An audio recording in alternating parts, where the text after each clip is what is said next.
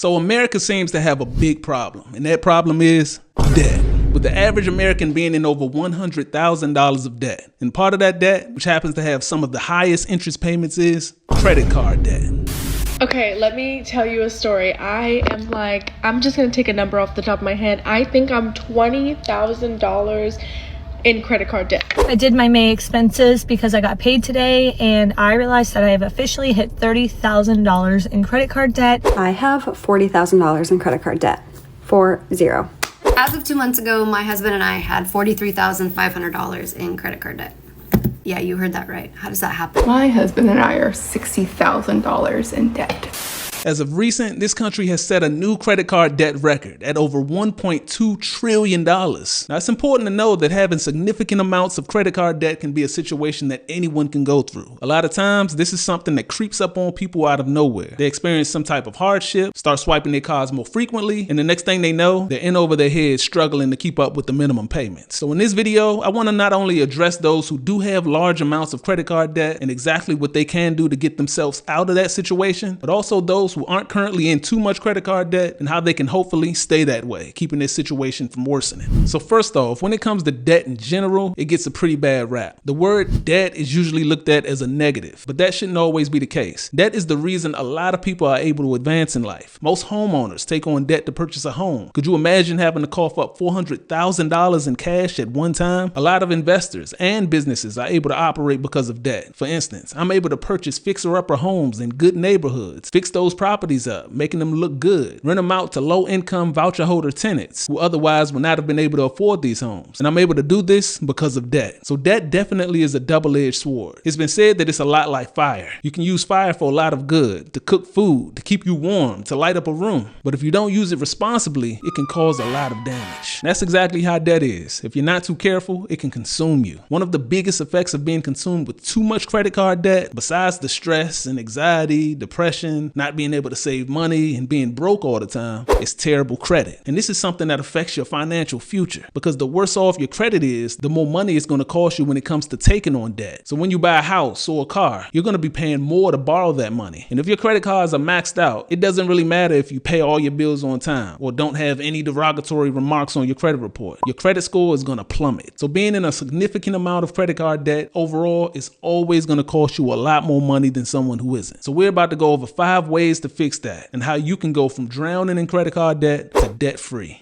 Number 1, as simple as it may sound, stay on top of your payments. At the very least, worst case scenario, you want to make the minimum payment on time. When you pay the minimum, the majority of the payment is going to interest, but at least it's not going on your credit report as a late payment. And you also avoid being charged an extra fee on top of that. But it's crucial to understand, if you want to get out of debt, you're going to eventually have to start making more than the minimum payment. So you may have to start living below your means, budgeting your money, doing whatever you can to start paying more towards your credit cards instead of the bare minimum. When you make the minimum payment, credit card companies are required to let you know how long it would take to pay off that debt if only the minimum payments were made. And usually it's decades. And the amount of interest you'd pay is ridiculous. So it's a couple of approaches you can take when it comes to paying off credit card debt. You have the snowball approach, which is when you focus on paying the credit card with the lowest balance first while making the minimum payment on all other cards. And when the lowest card is paid off, you take the amount that you were paying on that card and add it to the next lowest card, along with the minimum payment that you were paying. As time goes on, you make bigger and bigger payments, and each card eventually gets paid off. Now, another approach you can take is the avalanche approach, which is similar to the snowball approach, but instead of paying the card with the lowest balance first, you start with the card with the highest interest rate first. This method can actually be faster and cheaper than the snowball method, as you're focusing on paying off the credit cards that are costing you the most money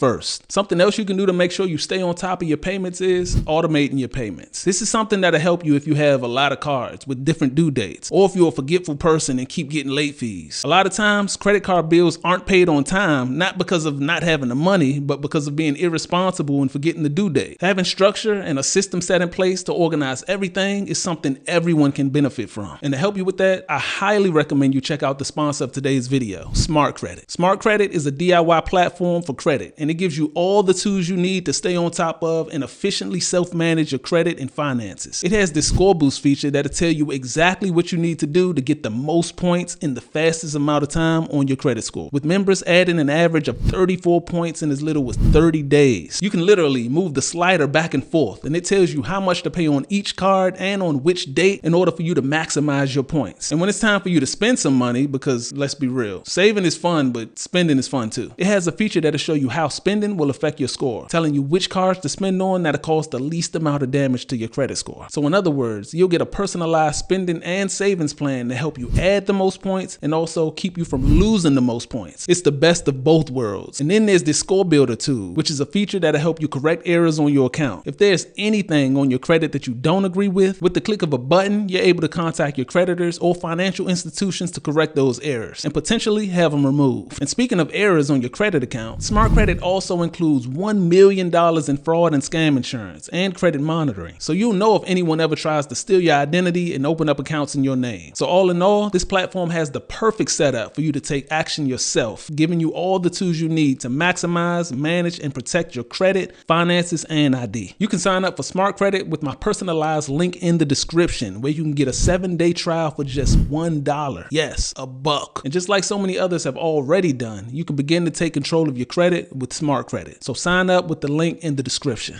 Okay, so next on the list, what you can do to help get out of credit card debt is try working with the credit card companies. If you reach out to your creditors and explain your situation, they may be willing to negotiate payment terms or offer other alternatives like a hardship program. As a result, they may in fact lower your interest rate for a certain amount of time, waive certain fees, or offer you a fixed payment amount. This may be just enough for you to get more control over your finances and into a better situation. And you really have nothing to lose by reaching out, because worst case scenario, they just say no.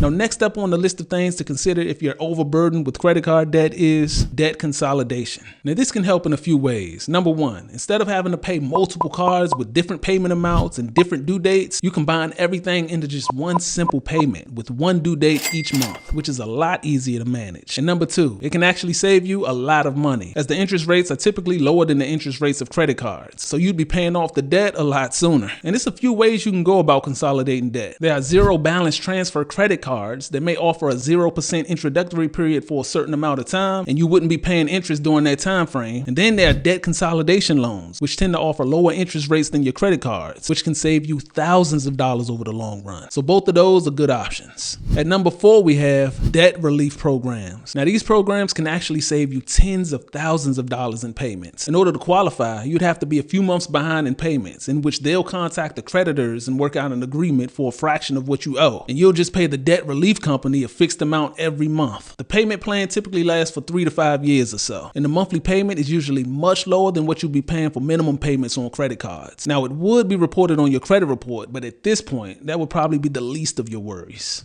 Finally, last on the list, if all else fails, there may be no other option except bankruptcy. Now, despite what you may think about bankruptcy, this is actually something that has been done by a lot of people, including some of the wealthiest people in this country, a number of times. You have Chapter 7 bankruptcy, which wipes out unsecured debt such as credit cards. And then there's Chapter 13 bankruptcy, which lets you restructure debts into a payment plan for a certain time frame. Chapter 13 is better for you if you have assets that you don't want sold off to pay off debts. Either way, filing for bankruptcy can take a lot off of your shoulders, giving you a fresh start. Now, bankruptcy does stay on your credit report for about 7 years. But again, once it gets to this point, that's probably something you won't be too concerned about. And believe it or not, your credit score will start to bounce back faster than you may think after a few short months. So if you are experiencing a hardship, which may be caused by an enormous amount of credit card debt, you don't want to rule out possibly filing for bankruptcy.